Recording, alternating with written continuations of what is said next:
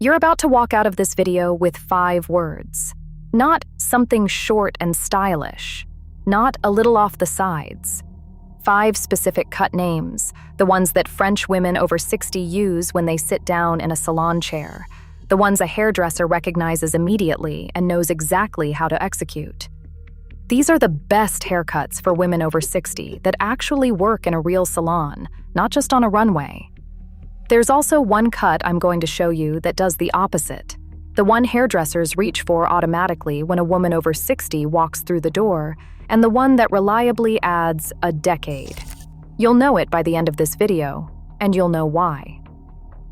Before the cuts, there's a 2-minute conversation you should be having before you even book the appointment, because your cut and your gray transition are not separate decisions, and nobody explains that.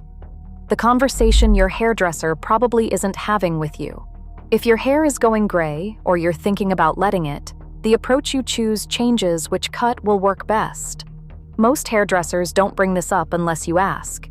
In 2026, 2 specific gray techniques are dominating what professional colorists are recommending.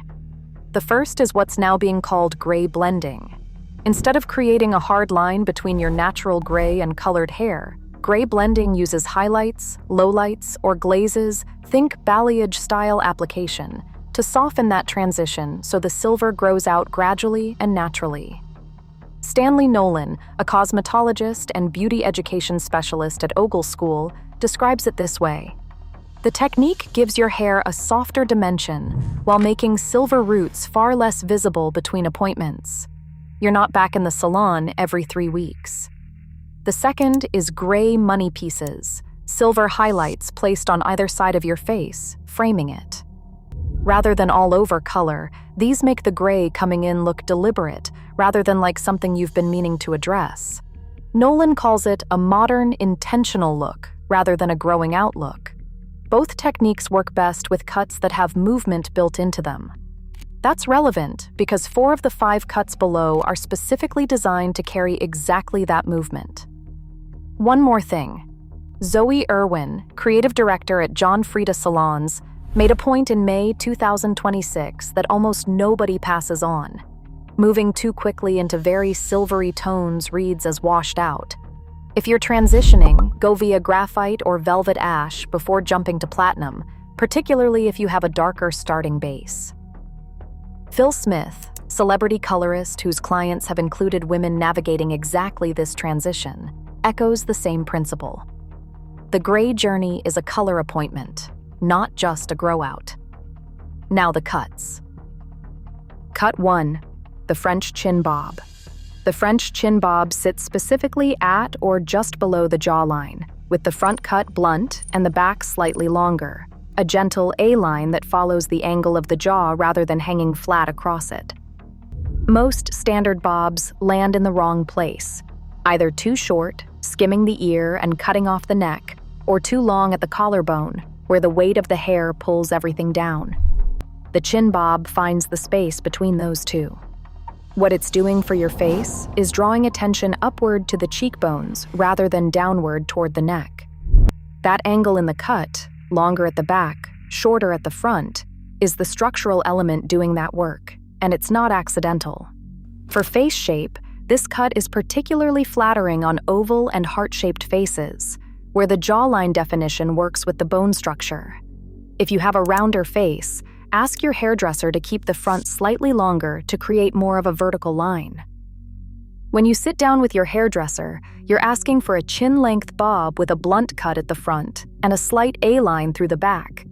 If they suggest softening the front with layers, you can go either way, but make sure the blunt line at the chin stays visible.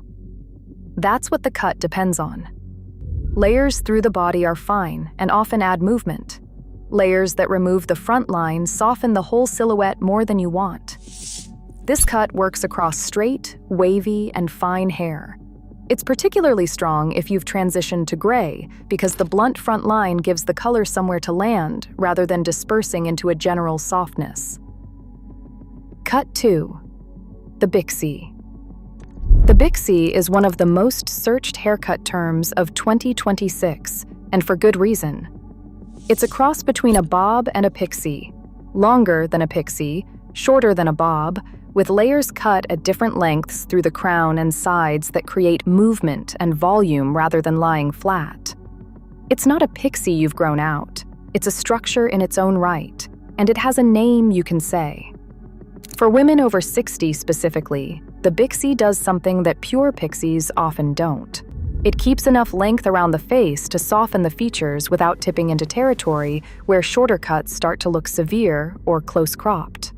The layered texture also gives fine hair the appearance of volume, which matters because hair density typically shifts through your 60s, and cuts that worked at 50 often stop working in exactly the same way.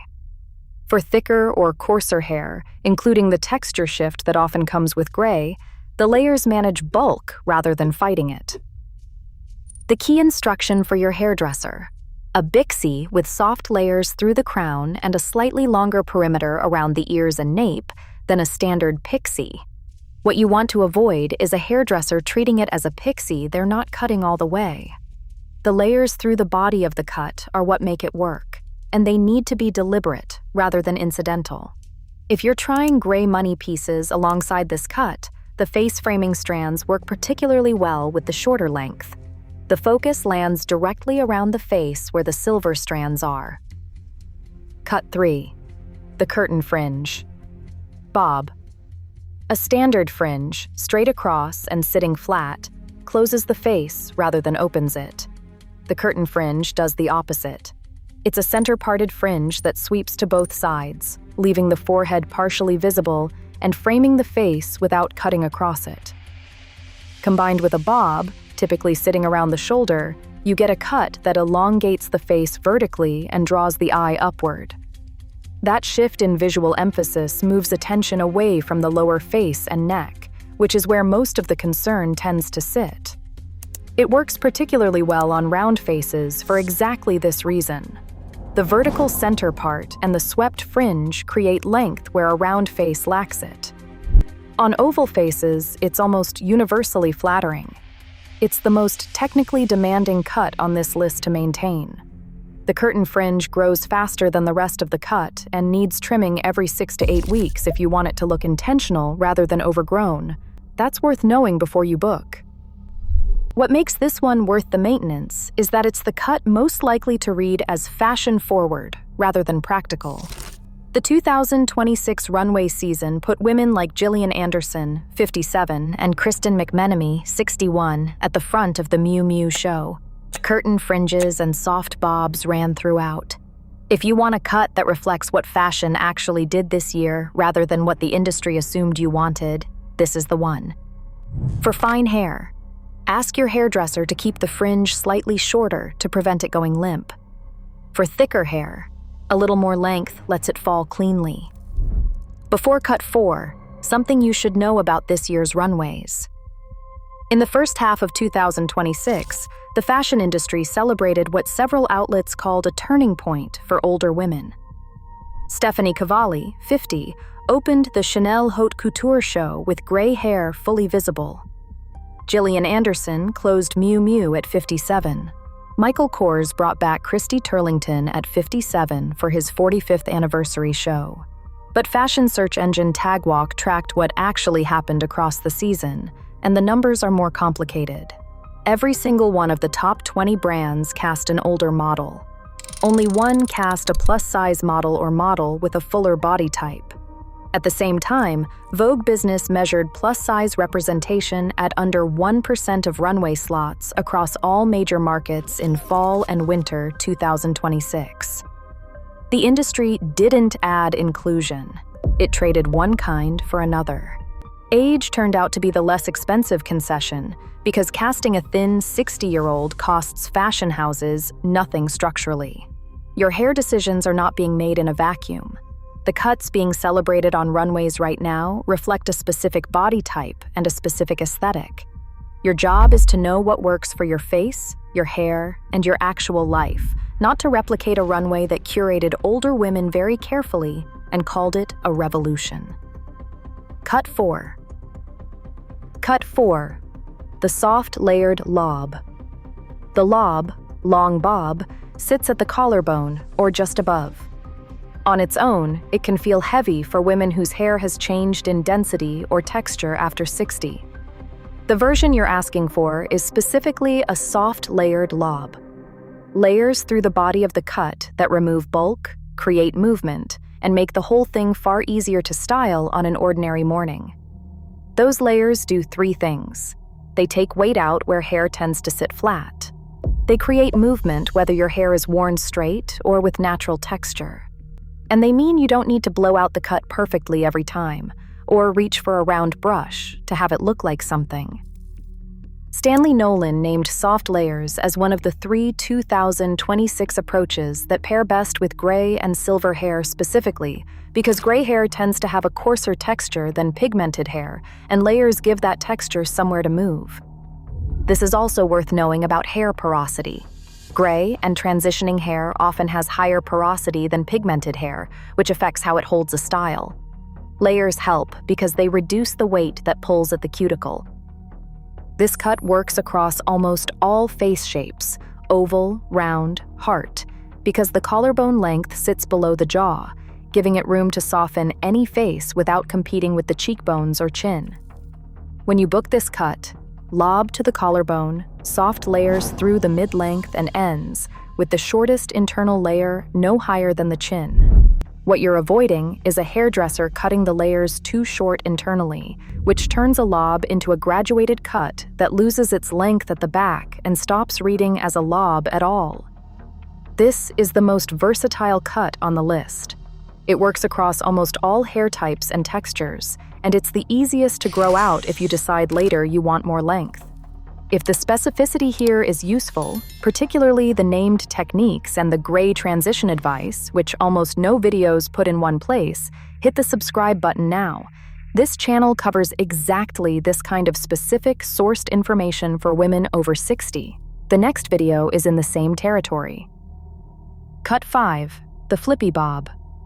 The flippy bob is a bob with movement built into the ends, specifically ends that curve or turn outward rather than lying flat. It goes back to the 1960s and was considered dated for a long time, which is exactly why it's being picked up now.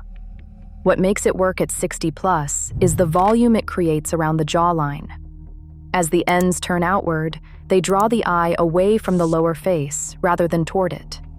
It's a genuinely distinctive cut. None of the others on this list looks quite like it. For face shape, it's especially effective on longer or oval faces, where the added width at the jaw creates balance. You should know before you book, this is the cut on this list most likely to need a round brush to style correctly. The round brush is doing real work here. It's what creates and holds that outward movement during the blow dry. If low maintenance is a priority in your morning, the soft layered lob or the bixie are better choices for daily life. But if you have 10 minutes and you enjoy the styling, the flippy bob will look like nothing else in the room. Ask your hairdresser for a jaw-length bob with the ends cut to encourage outward movement. Some hairdressers call this a C-curl finish. The ends need enough length to work with. Very fine hair may need product support to hold the turn. The one that ages you. The tight-set wave. You know the one. Short, all over, tightly permed or roller set into a uniform pattern, held in place consistently around the entire head. The problem is structural. The uniform tight curl creates an even silhouette with no variation, the same volume at the crown, the sides, and the nape, with no length difference between any of them. That evenness reads as volume in all the wrong places and softness in none of the right ones. It also requires frequent maintenance to keep it consistent, which means it always looks deliberate, and deliberate when it comes to this particular shape, reads as effort rather than ease. If your hairdresser is steering you toward this, and you'd rather not, you now have 5 alternatives by name. French chin bob, bixie, curtain fringe bob, soft layered lob, flippy bob. Any one of those is enough to redirect the appointment entirely. Write those down if you want them. French chin bob, bixie, curtain fringe bob, soft layered lob, flippy bob. Those 5 names are your next appointment.